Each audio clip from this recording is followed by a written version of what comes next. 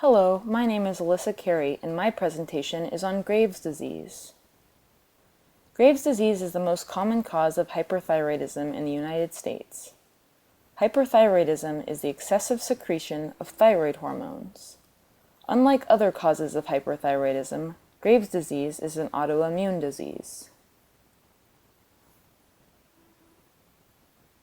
To understand what happens in Graves' disease, we must first remember the mechanism of action of a normal functioning thyroid. This mechanism is referred to as the hypothalamic pituitary axis because it involves the hypothalamus, pituitary, and thyroid glands. The hypothalamus, a region in the brain, releases thyrotropin-releasing hormone, or TRH. This hormone acts on the anterior lobe of the pituitary gland, stimulating it to make thyroid-stimulating hormone, or TSH. The TSH then acts on the thyroid by binding to receptors on the follicular cells of the thyroid gland, which stimulates the thyroid to produce thyroid hormones thyroxine and triiodothyronine. To maintain homeostasis when the thyroid hormone levels reach a sufficient level in the blood, they act in a negative feedback loop. The hypothalamus secretes less TRH, which means less TSH is secreted and therefore less T4 and T3. This mechanism allows the body to maintain hormone levels in a normal range.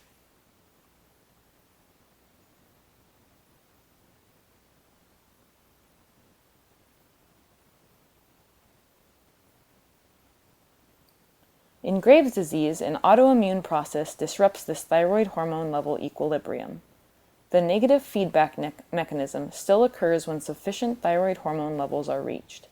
However, in patients with Graves' disease, their immune system produces antibodies against their own tissues. These antibodies, known as thyroid-stimulating immunoglobulins, mimic TSH. So although the thyroid hormone levels are already sufficient and TSH levels are low, these antibodies bind to the TSH receptors and stimulate the production of more thyroid hormones. This excessive secretion of thyroid hormones causes patients to become hyperthyroid.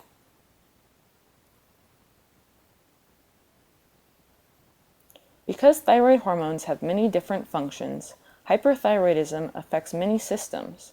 Some common symptoms in all three types of hyperthyroidism are palpitations, muscle weakness, thyroid goiter, heat intolerance, tremor, and weight loss.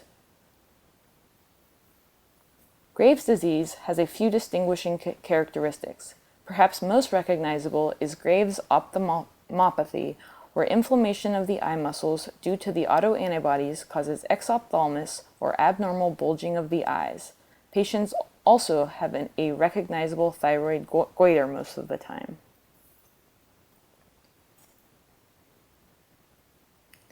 When signs and symptoms suggest that a patient has Graves' disease, a physician will confirm it with a blood test. Patients with Graves' disease will have a low TSH but a high T3 and T4. The presence of TSI can also be measured. There are a few options for treating Graves' disease. The first option is thyroid blocking drugs, most often methimazole or sometimes PTU. These block the production of thyroid hormone by the thyroid. This is a temporary treatment, however, but in some cases the autoimmune problem will resolve itself spontaneously within the time that patients are taking these blocking drugs. A long-term remission therefore occurs in about 20 to 50% of cases. Thyroidectomy and radioactive iodine offer permanent solutions which destroy the overactive thyroid tissue. Radioactive iodine is taken as a pill. The radioactive iodine is selectively taken up by the thyroid cells where they absorb the radiation and are destroyed. Thyroidectomy is the surgical removal of thyroid tissue. Beta blockers can be used to manage symptoms. Hyperthyroidism due to Graves' disease is in general often easily controlled and safely treated. Treatment is almost always successful. The majority of patients who undergo any treatment for hyperthyroidism will eventually develop hypothyroidism. Patients will have follow-up blood tests usually once per year, and hypothyroidism, if and when it develops, can be safely and simply treated by taking a thyroid hormone replacement pill once per day.